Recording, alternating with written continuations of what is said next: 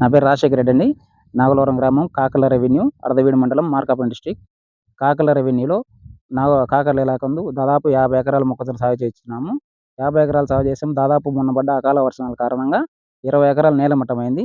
ఈ 20 ఎకరాల నేలమట్టమైంది. దాదాపు ఈ 20 ఎకరాల్లో మేమే 8 ఎకరాల మొక్కజొన్న సాగు చేసాము.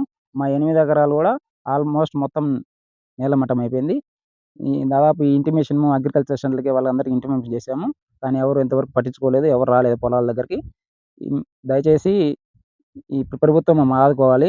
మా ప్రభుత్వం ఆదుకోని పరిస్థితులలో మాకు సావేశారణ్యము. దాదాపు ఒక ఎకరాకు వచ్చేసరికి 50,000 దాకా పెట్టుబడి పెట్టాము. 8 ఎకరాలకి 4,00,000 దాకా పెట్టాము. అంత అప్పు తెచ్చి పెట్టాము.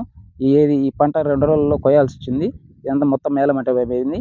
మాకు ప్రభుత్వం ఖచ్చితంగా ఆదుకోవాలి. రైతులను ఆదుకోవాలి. లేకపోతే మాకు సావేశారణ్యం. మొక్కజొన్న నేలమట్టమైంది.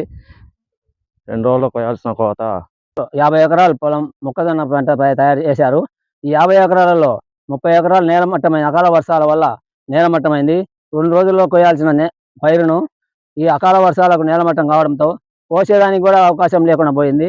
కావున ఏ అధికారికి ఇన్ఫర్మేషన్ ఇచ్చినా కానీ ఏ అధికారి స్పందించలేదు.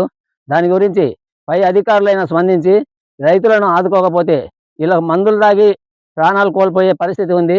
కావున దయచేసి గవర్నమెంట్ వాళ్ళు నష్టపరిహారాన్ని అంచనా వేసి తప్పనిసరిగా ఈ గవర్నమెంట్ వాళ్ళు పై అధికారులు స్పందిస్తారని మరీ కోరుతున్నాము.